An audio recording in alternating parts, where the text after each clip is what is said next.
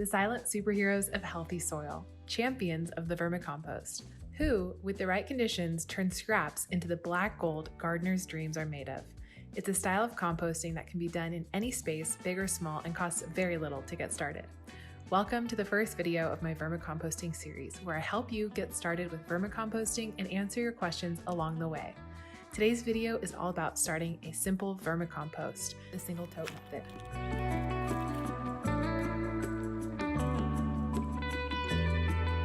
Now before we really hop into things here, I just have to say what's up to all 400 plus new subscribers here.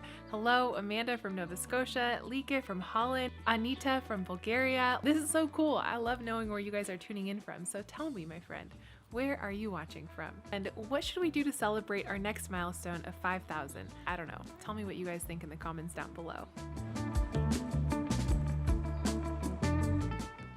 All right, the moment you've all been waiting for, Vermicomposting 101. In this video, we are going to talk about how you can get your vermicompost set up really fast and easy. Vermicomposting does not have to be hard, it does not have to be complicated. I'm here to help you overcome the overwhelm. Fellow beginner gardener, you can become an expert vermicomposter, so let's hop into things.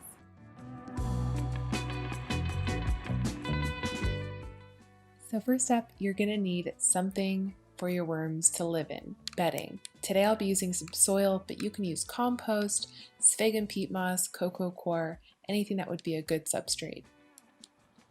Next up, you're going to need some worms. I have some worms on hand for my worms in the garage, but you can use my links down below to get some worms from Uncle Jim's Worm Farm. That's where I've purchased them in the past and I've always been really happy.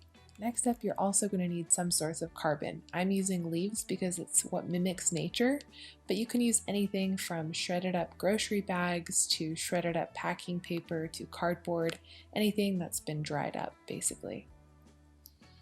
Next up, you'll need some food scraps. This is what I have on hand. I usually try to go for things that are a bit more broken down, but here's a list of foods that you'll want to include, and here's a list of foods that you'll want to avoid adding to your vermicompost.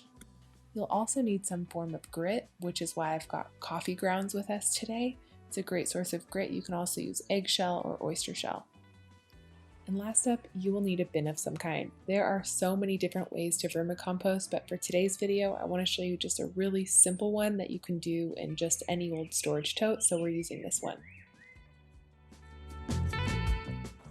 Hello! This is my worm bin. Now you might be wondering, aren't worms photosensitive? Is clear really the best option? I'm using the clear bin because it's all I stinking have right now. Quarantine life, you know what I mean? But something that might be cool is to use a clear bin, and then you can actually see what's happening inside it. It's kind of a fun science experiment for kids to actually see what's going on inside, to see all the layers and all of that. So it might be a way to go, but just keep it somewhere dark so that the worms aren't, overwhelmed or anything. Now on top of my worm bin, I've got a homemade sieve. This is literally just 1x2s, very poorly nailed together here with some 1/4 inch mesh screen on top. I use this to make my potting mix for my seed starts, and I literally will rub the peat moss on the top like this and I make it really, really fine, and that's actually important for worms too. The smaller the components that you add, the better your worms will do. So I would recommend breaking things down for your worms when possible. It's not necessary, but if you're really excited to get compost quick, you can help them along by breaking it down for them. All right, so time to make some lasagna. And by lasagna, I mean a worm bin. But we are going to make lots of layers as if we were making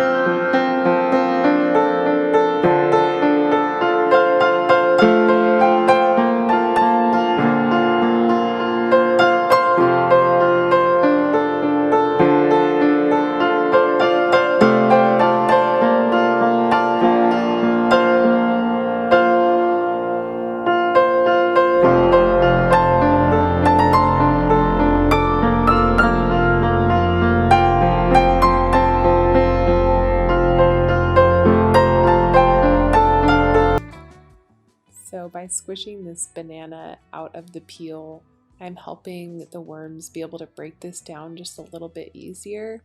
It was kind of a sticky mess, if I'm honest, so it was kind of gross. I don't really recommend doing it like this, but you get the idea. The more broken down it is, the easier it is for them to break it down. So that's what I tried to do, even if it made my hand disgusting.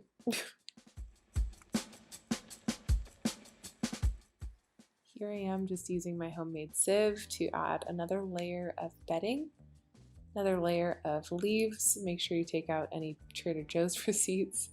Our worms really like juice scraps, avocado and banana, but this is all I had on hand, so I'm adding these apple and this carrot.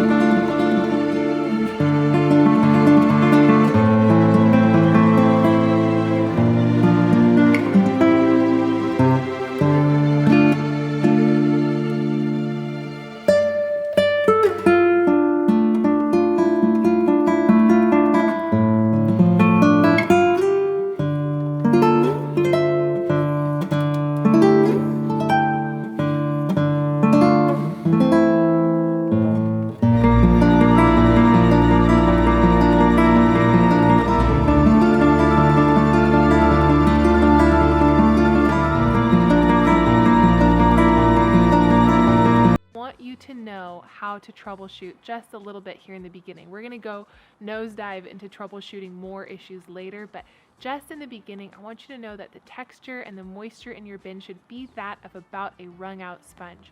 Too much and the worms can drown, too little and the worms don't have enough moisture. So you want to get it just a little damp, but not too damp. If you need to add a little water, you can. I used moist soil, and so I know that they're going to be happy with that. You can do the same thing. Also use moist soil, and I'm sure that your worms will be happy with that as well.